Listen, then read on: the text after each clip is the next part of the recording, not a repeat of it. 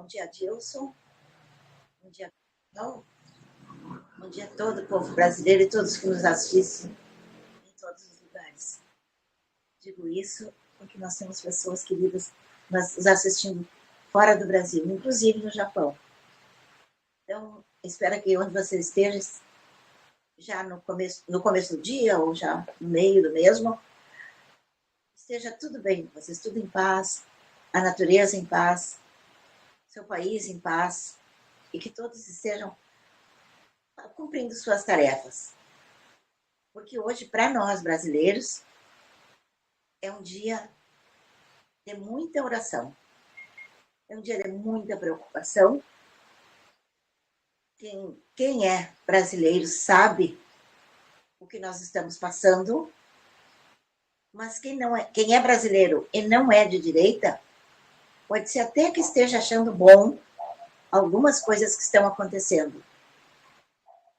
Como, por exemplo, a inesperada, aquilo que ninguém mesmo gostaria que acontecesse, acabou acontecendo pela força, pelo poder que ainda está incontrolável nas mãos de uma pessoa insana.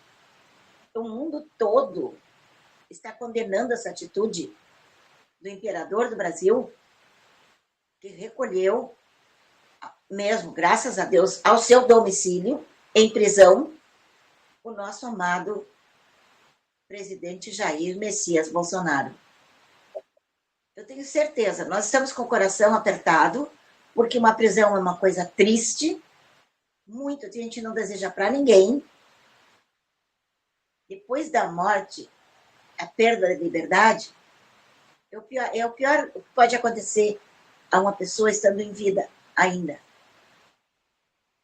E nós temos não só o nosso presidente preso, mas temos também centenas de pessoas cumprindo pena, ou não ainda, o que é pior, porque nem sabem a sua condenação.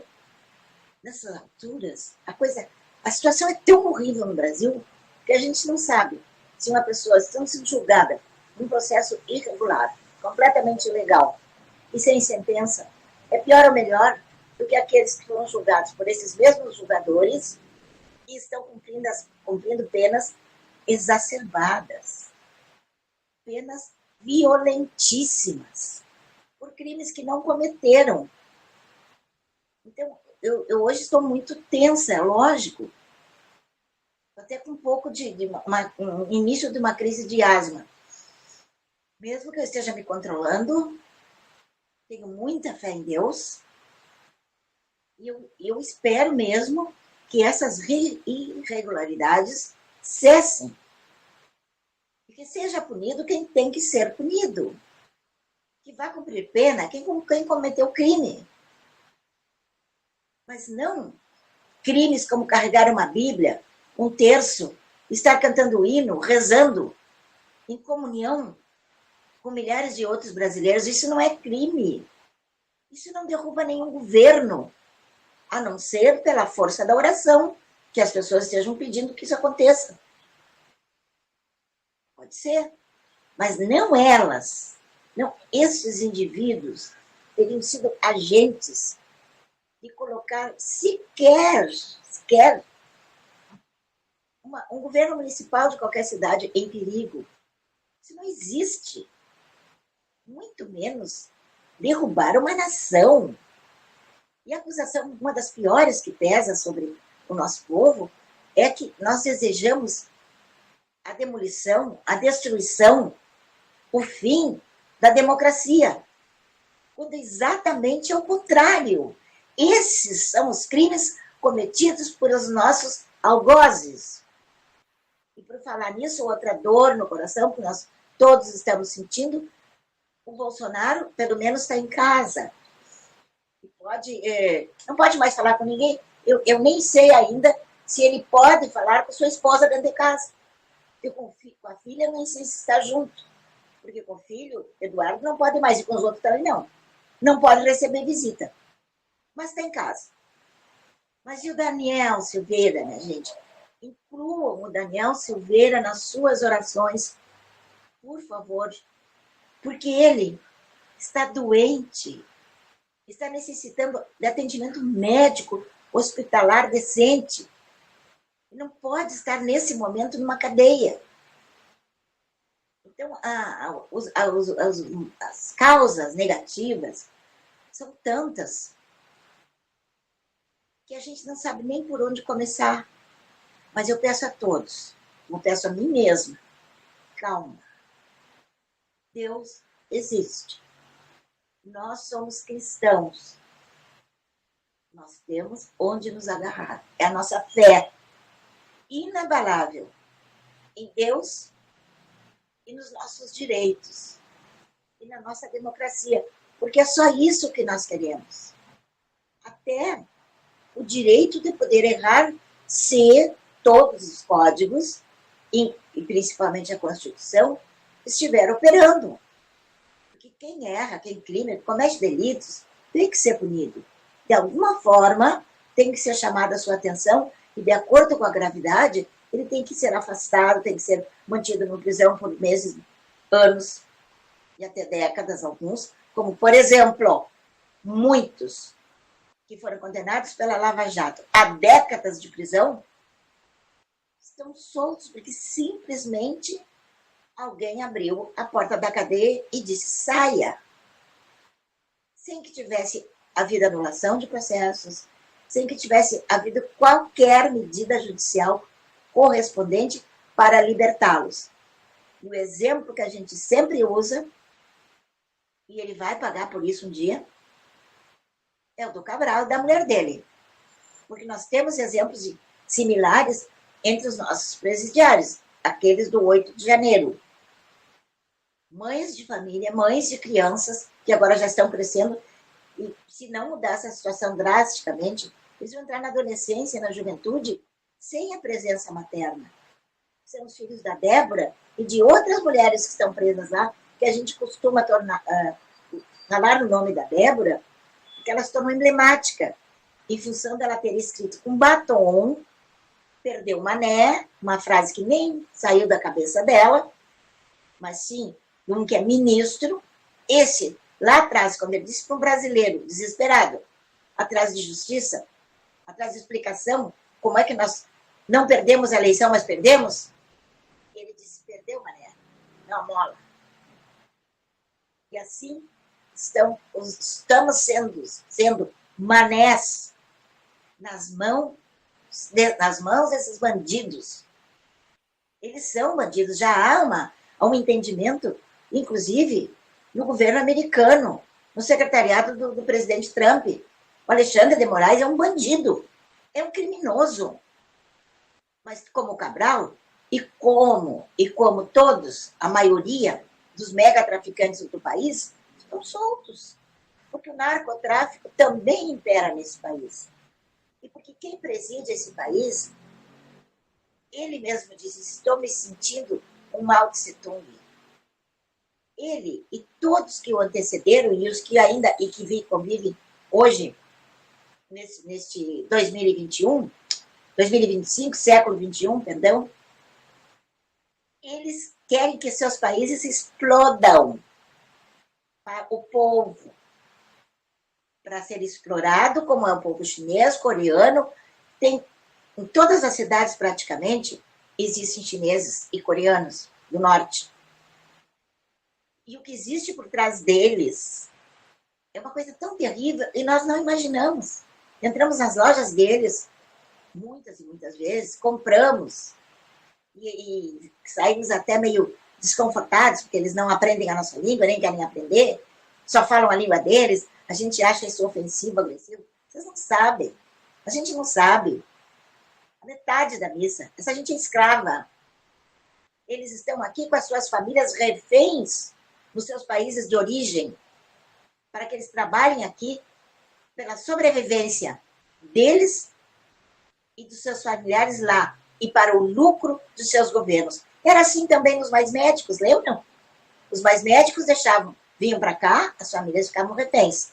E eles mandavam quase todo o dinheiro. Mandavam não, porque não eram eles que mandavam. O governo brasileiro mandava quase todo o dinheiro deles para Cuba, Eles ficavam com pouco aqui para sobrevivência e não podiam reclamar, não podiam abrir a boca, porque também eram reféns.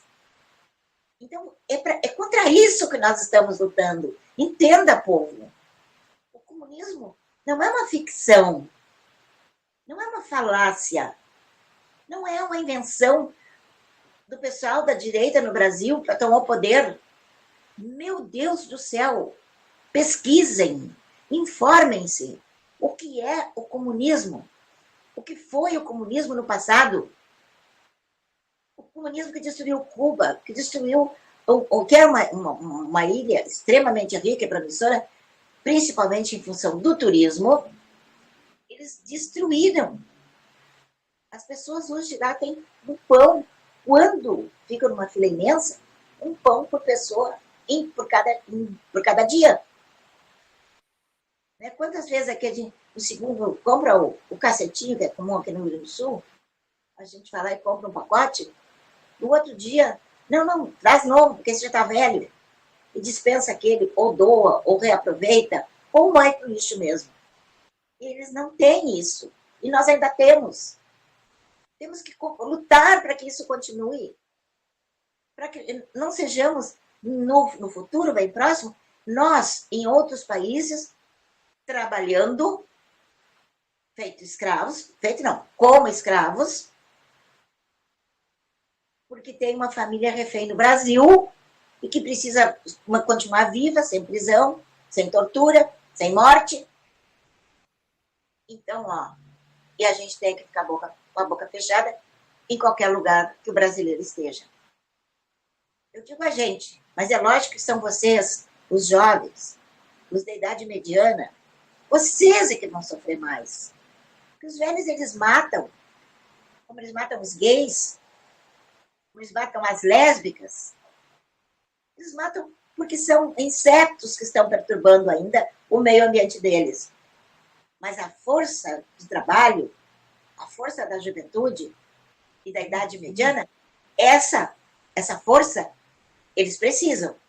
Não só para que o seu local, o seu país produza, mas como também vai produzir em terras alheias, obrigados, não para fazer turismo, mas para fazer trabalho escravo, para que o governante do Brasil se sinta melhor. Isso são exemplos que eu estou dando. Acordem. O Khrushchev, quando caiu o comunismo, quando caiu a URSS, a União das Repúblicas Socialistas, o banheiro dele, a banheira, o lavabo, o vaso, era tudo de ouro. O guarda-roupa dele era cheio de roupas de marca italiana, francesa, sapatos, também que ele mandava comprar na Europa. Para ele, o melhor, e para o povo, uniforme, andavam todos com a mesma roupa.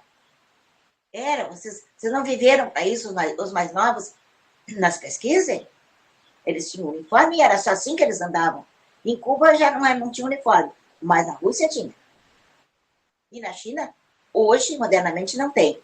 E hoje eles têm edifícios fantásticos, um povo que trabalha sem parar. E se a gente for fazer uma investigação, como de vez em quando acontecem reportagens sobre esse assunto, vocês descobrirão que moram famílias de 10, 15, 20 pessoas e mais num minúsculo apartamento que a gente costuma chamar de kitnet. Isso não é possível.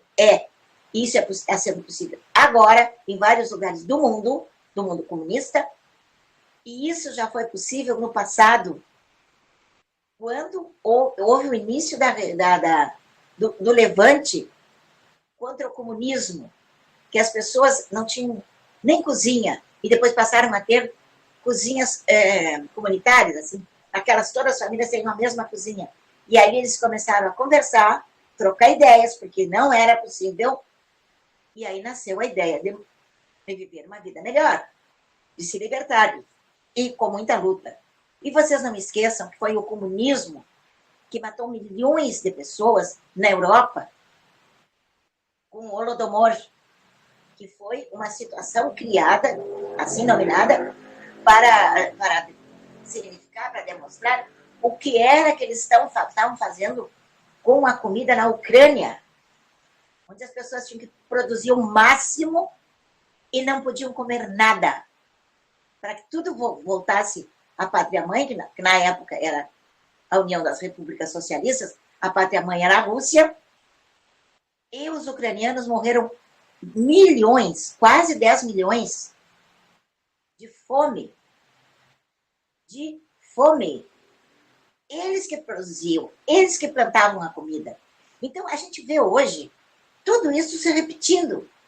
Quem é que é massacrado, demonizado aqui no Brasil? Qual das piores profissões que existem para os comunistas que estão agora no poder no Brasil? O agronegócio. É o agro que eles querem sacrificar. É o agro que é na ponta de todos os castigos. Eles acusam o agro de ser o responsável por tudo que acontece de errado no Brasil. Mas eles comem. E não só comem aquilo que o nosso agro produz, como eles também vivem da riqueza que o agro produz quando exporta. E como eles também podem importar comida, o que eles quiserem. Do bom e do melhor. Porque eles podem, porque eles têm dinheiro. Quem é massacrado e quem é empobrecido é o povo. Agora, nesse momento, eu vou interromper para ouvir o que o maravilhoso Alexandre Garcia tem para nos dizer hoje, com certeza de muito proveito, no máximo da informação, que é exata, que é justa e que é o que nós merecemos. E depois virão os nossos comerciais, que são as pessoas que nos mantêm, que nos patrocinam e permitem que a gente tenha ainda essa voz. Tomara que vocês, e dar coragem para que vocês também reclamem. Pode chamar, Gabriel. Obrigada.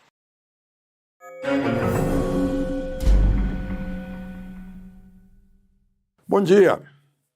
No domingo, Bolsonaro já estava em prisão domiciliar, de fato, porque ele é proibido de sair fim de semana de casa, né? Aí fez a gravação, Flávio ligou para ele, o filho, senador, no palanque em Copacabana lotada, e pedindo uma mensagem dele, né?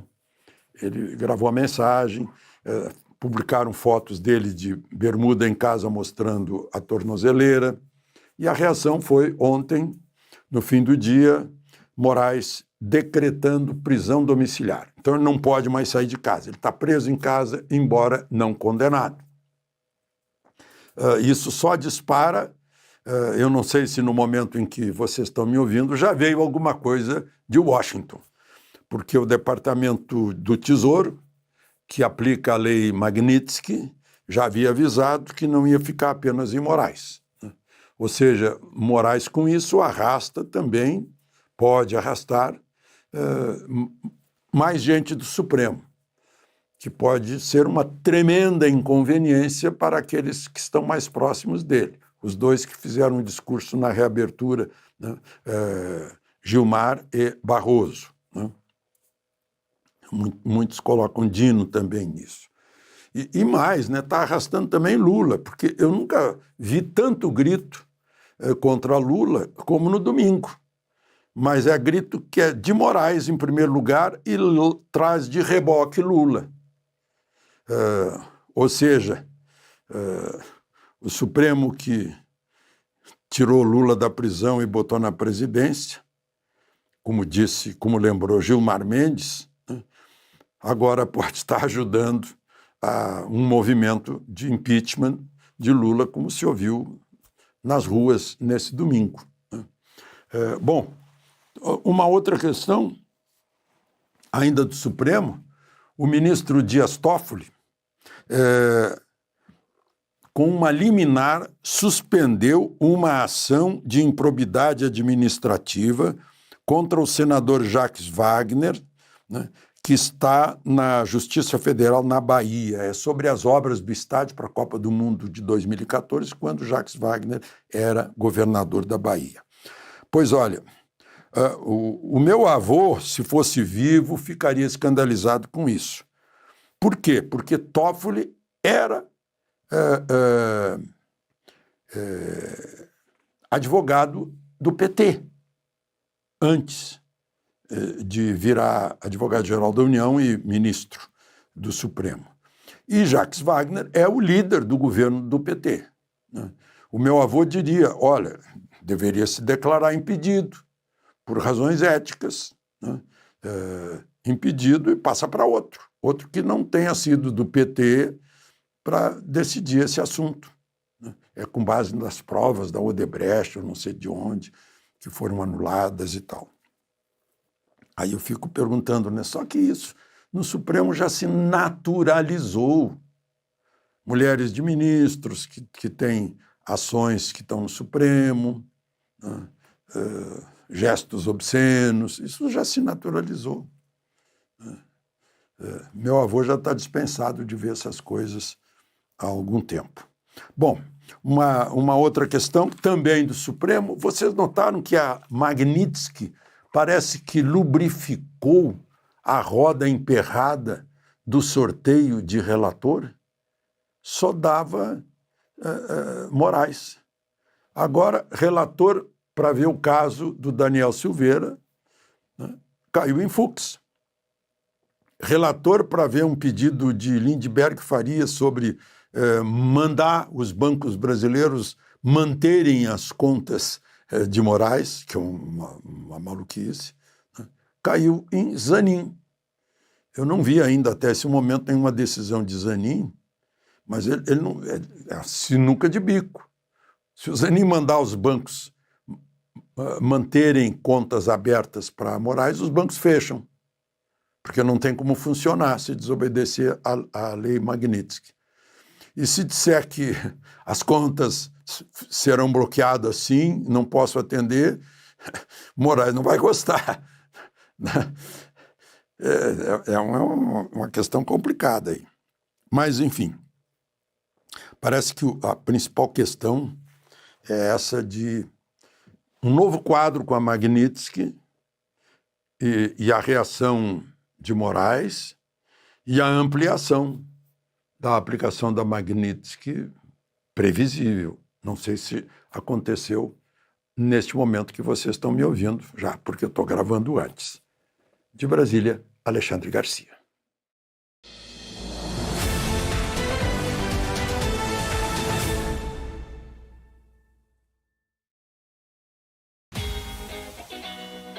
Na Unesc, acreditamos que nossas conquistas também podem ser medidas pela felicidade que encontramos no que fazemos. Não importa de onde você vem, a gente quer saber aonde você quer chegar. Matricule-se já e garanta a oportunidade de concorrer a bolsas de 100% pelo programa Universidade Gratuita. Graduação Multi-Unesc. Cada dia uma nova experiência. Unesc, a nossa universidade. Restaurante Monticelli. Diariamente com um super buffet de pratos quentes, com churrasco e variedade de saladas. E para o seu acompanhamento, deliciosas sobremesas. Nosso horário de atendimento é de segunda a segunda, das 7 às 19 horas. Telefone para contato 519-9654-4964. Restaurante Monticelli, junto à rodoviária de Osório.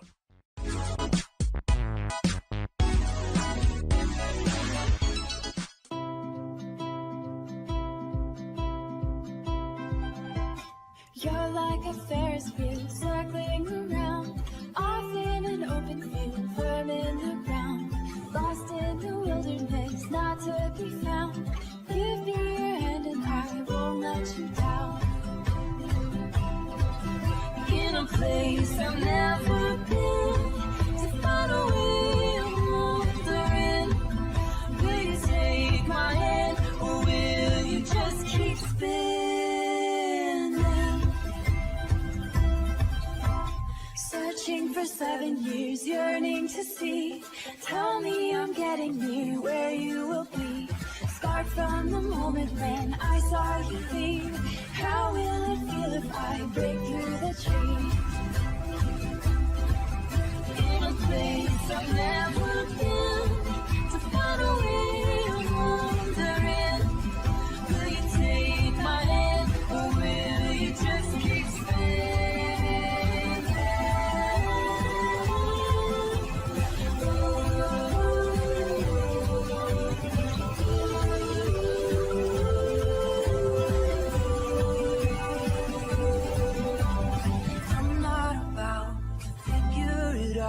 for you.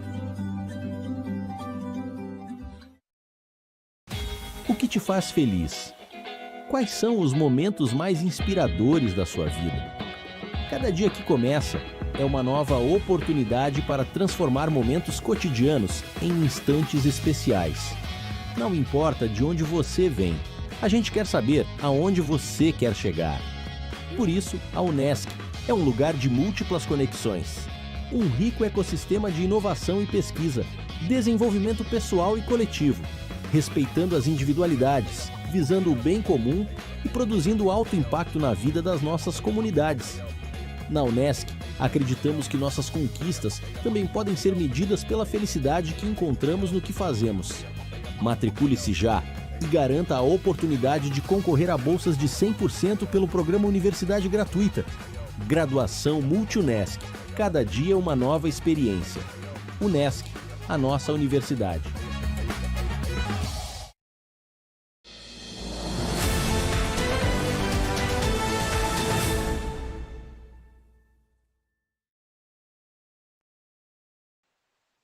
Cá estou novamente, nesse dia pesado, nesse dia difícil. Nós estamos com o coração oprimido, mas nós não podemos deixar que eles nos derrubem, porque a primeira coisa que nós deixamos cair é a nossa imunidade, e aí vem as doenças. Nós não podemos enfraquecer agora. Eu digo isso para vocês, e digo bem alto para ouvir também, porque eu não posso permitir que isso aconteça. Senão, eu estarei enfraquecendo. E nós não podemos enfraquecer. Nós temos que nos fortalecer. Parou a chuva, pelo menos aqui nessa parte do Rio Grande, onde eu moro. Continua um pouco frio, mas já não tanto. Mas eu peço que vocês cuidem do corpo físico. Cuidem do seu espírito, da sua parte espiritual. E agora não é difícil. Não está difícil para isso. Existem até piadas religiosas a respeito disso. Que as pessoas, quando estão desesperadas, quando precisam muito, oram com muito mais fé. E os milagres acontecem. Porque há aquela conexão sincera do ser humano com o seu Criador. Porque ele não quer o nosso prejuízo. Ele não quer o nosso sofrimento. Nós produzimos o nosso sofrimento à medida que nós nos afastamos de Deus. E por falar nisso, eu vi na internet, talvez milhões também tenham visto, mas é sempre bom lembrar. Um menino perguntou ao pai: pai, Deus existe? Sim, filho. E qual é o tamanho dele? Aí o pai levou ele para um recinto fora de casa, mostrou o céu e tal, e passava um avião lá nas alturas. Eles... Tá vendo o que é aquilo lá? E o gurizinho disse: um avião. Muito bem. Aí entraram no carro. E aí ele disse assim: como é que é o tamanho dele? Ah, é uma formiguinha, o menino disse. Aí foram até o aeroporto. O pai desceu e mostrou os aviões ali. O que é isso aí? Avião. Qual é o tamanho dele? Enorme. Assim é Deus. O pai disse ao filho. O tamanho dele será equivalente à distância que nós estamos dele. Quando a gente está longe do avião, lá no céu, ele é uma formiguinha. Mas se nós estamos no aeroporto, ele é um gigante. E Deus é assim. E Deus não dá as costas para as pessoas. As pessoas criam muralhas. Esquecem que ele existe. Não oram. Não tem nenhuma prática religiosa. Não precisa ter. Basta se comunicar com o seu Deus, onde você estiver. Qualquer lugar é momento, é lugar adequado e é o momento de oração, de adoração.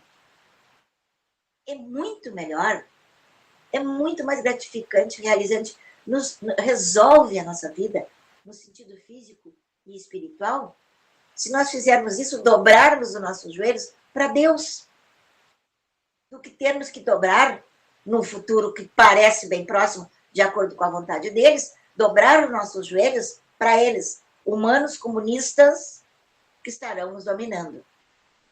Posso até estar parecendo dramática, mas não sou. Estou sendo realista. Eu quero que vocês absorvam a gravidade do momento que nós estamos vivendo. Não é possível que o Brasil, um país tão grande, tão rico, um povo tão maravilhoso, tão alegre, tão feliz, um povo cristão na sua maioria, não é possível que nós estejamos nas portas de botarem um cadeado no nosso país e em nós mesmos, de nos prenderem as nossas mãos, fecharem a nossa boca. Mas nós continuaremos com a nossa consciência e continuaremos vendo aquele horror do qual estamos sendo vítimas. E eu, já no alto da minha idade, e que só tenho um neto, eu estou lutando desesperadamente pelos filhos de vocês que estão nascendo agora. As maternidades nesse momento estão cheias de crianças. Tem criança pequenininha nas escolas maternais em casa. Tem crianças de todas as idades, milhões de crianças em todo o país. Tem jovens, milhões de jovens em todo o país.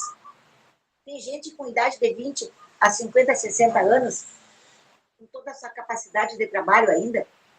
Por todos vocês, eu oro, eu peço e eu luto. E eu abro a minha boca, eu não tenho medo. Porque o que pode acontecer de mim é me matar. Aí, morreu eu vou mesmo. Não sei do que nem quando. Ou me colocarem numa prisão. Pela fragilidade da minha saúde, também a morte virá rápido. Mas e os que são presos na juventude, na infância, na maturidade? É por vocês que nós lutamos tanto. E nós temos, na verdade, eu vivo denunciando isso, um Congresso fraco, débil, corrupto, entre o Senado e a Câmara Federal. Não sei onde é que estamos piores. Só que Deus existe e nós temos entre os piores representantes que esse país já teve na sua história. Nós temos bravos deputados federais em muitas unidades da federação, inclusive aqui do Rio Grande do Sul. Graças a Deus. Os melhores são do Sul. Não só do Rio Grande do Sul, mas da região Sul. Os melhores deputados. Temos bons deputados no Nordeste, 1 ou 2, no 5 mais menos. Nós temos no Senado uma meia dúzia, nem tanto. Ai, meu Deus do céu, nem tanto. Chega a meia dúzia de senadores valorosos, corajosos, que estão lutando. E nós estamos vendo essa luta. Porque aqueles que, mas estão lá, estão trabalhando, estão nos gabinetes. Nananina, não. Lutador hoje, no status quo que vivemos, lutador é aquele que vai para a tribuna. Aquele que dá a cara a tapas. Aquele que diz o que você diria se estivesse lá, porque ele é seu representante. Ele tem o seu voto, a sua procuração para falar por ele. Não adianta. Mas está trabalhando nas comissões. Não, está se escondendo nas comissões. Está se escondendo no anonimato dos gabinetes. E até mesmo fora dos gabinetes, fora do país, alguns em férias, alguns forjando férias para gastar o nosso dinheiro. Enfim, nós temos ainda defensores no Congresso.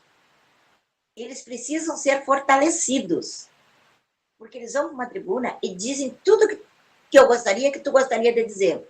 Dizem, alguns deles, os nossos, os de direita, os que são ativos e que nós todos conhecemos, o que é de Minas, o que é do Nordeste, o que é que presta, o que é que não presta.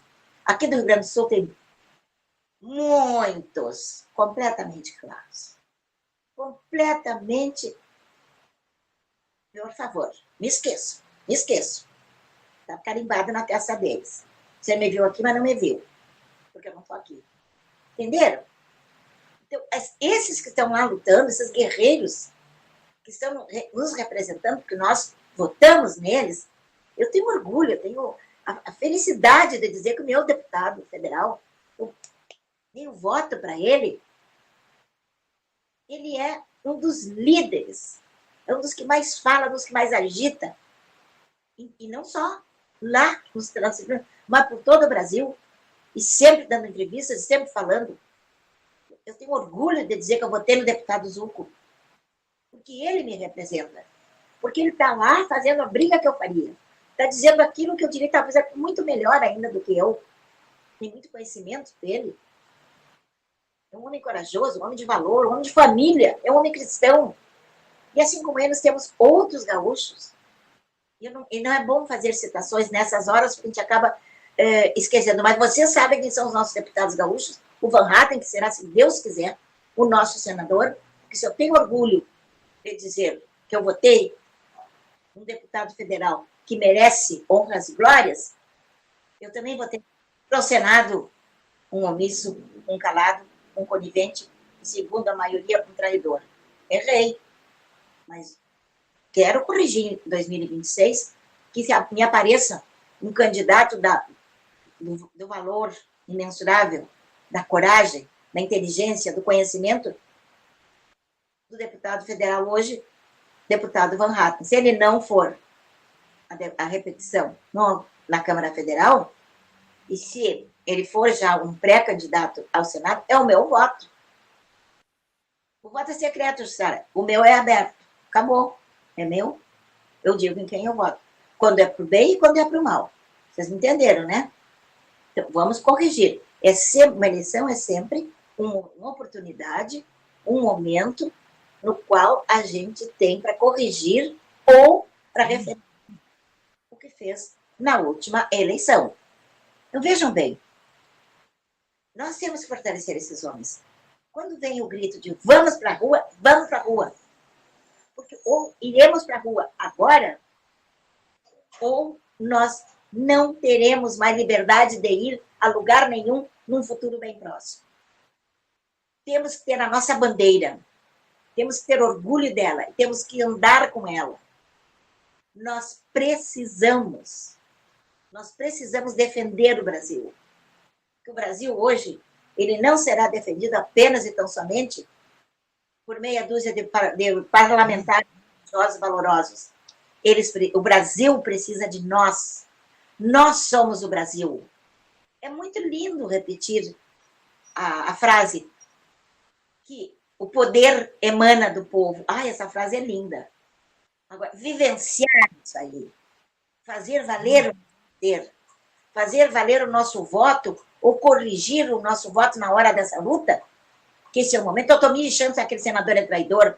Não me interessa. Votei mal. Pretendo nunca mais votar nele, nem alguém da laia dele. Mas o que eu preciso... Meu Deus, mexeu aqui.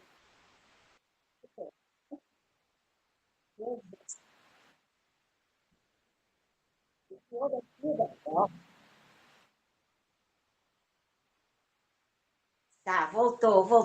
Meu Deus do céu. Eu tô meio tensa. Mas vamos continuar. Então, como eu dizia, nós temos que ir à luta. Não, mas o fulano, tu não disse que o fulano está lá e está lutando por mim, que ele me representa? Sim, mas um exército não se faz de meia dúzia.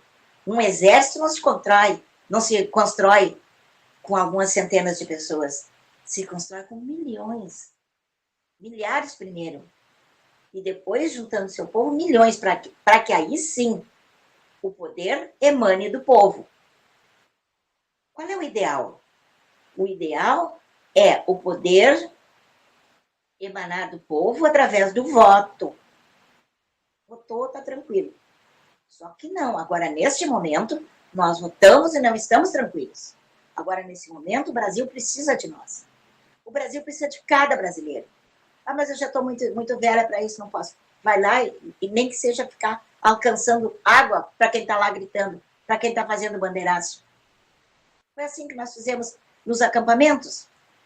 Uns ajudavam os outros, uns sentavam enquanto os outros pegavam as bandeiras e iam fazer bandeiraço. É assim, os exemplos estão aí, gente.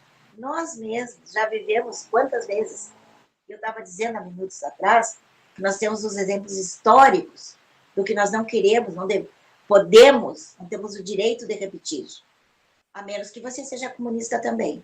E se você for comunista e quiser tirar a vantagem do governo comunista, você tem que não apenas pensar como comunista, você tem que ser puxa-saco, você tem que estar assim com alguém que mande, com alguém para que você tenha um padrinho, para você ter algum valor, porque senão você vai ser um comunista nulo.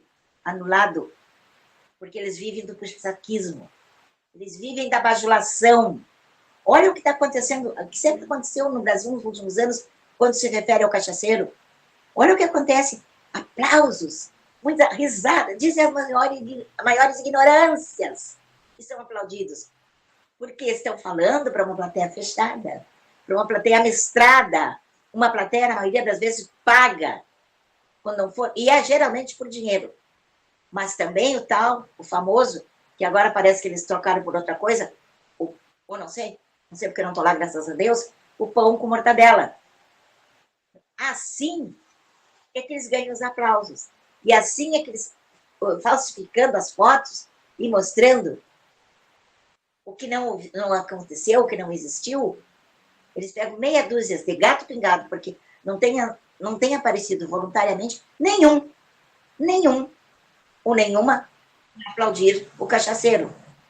Mas a gente ainda vê 500, 1.000, a gente vê 600, mas porque são pagos. Nós gritamos, eu vim de graça, eu vim de graça. É assim que nós vamos para os nossos movimentos. Ninguém paga. Não há governo, não há mandatário, não há partido que nos pague para a gente fazer essa luta, porque a gente faz porque gosta, a gente faz porque é patriota, porque é conservador, porque ama a Deus, porque privilegia, ama a família. E nós, sendo cristãos, nós amamos uns aos outros. Por isso é que nós vamos de graça buscar e lutar pela nossa liberdade. Essa é a diferença. Não precisa dizer, vou te dar 50 pila, como que a maioria deles recebe. Tanto que o cachaceiro diz, né? Os bilhões que gastaram para vencer a eleição de 2022, que eles não venceram.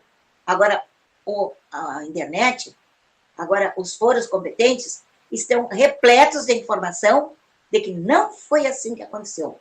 Aquilo que diziam que era teoria nossa, que nós estávamos inventando, que nós estamos criando inverdades, e é por isso que tem muitos presos, porque nós mentimos. Agora aquilo tudo está vindo à tona. Nós ganhamos a eleição. Essa é a verdade. Vocês não têm que ter medo disso, porque isso é a nossa força. É daí que vem a nossa coragem. É da convicção que nós agimos certo e que fomos roubados. E nós estamos caçando os ladrões. Vocês estão usando outros países. Vocês também usaram. Vocês, para ganhar 22, o Barroso já disse isso. O cachaceiro já disse isso. Precisaram da grana que veio dos Estados Unidos. Só que era grana de esquerda. E agora eles não estão mandando grana, eles estão mandando poder. O poder que também, de certa forma, a gente deu para eles, combatendo a esquerda lá, como nós combatíamos aqui do nosso jeito. E, inclusive, principalmente com as nossas orações. Está lá, outro homem cristão, outro homem de Deus, e vai nos ajudar. Vai nos tirar do buraco que eles nos enfiaram. Essa é a verdade. Não o Trump, mas o maluco aquele, que o antecedeu, o senil. Eles nos colocaram nesse buraco. E agora vem o nosso salvador. Mas estão se valendo. Vocês também já se valeram. Vocês também já usaram o poder, a grana dos norte-americanos de esquerda para destruir o Brasil. E agora querem reclamar porque a direita americana está nos ajudando. Vão criar vergonha na cara. Vão achar o que fazer.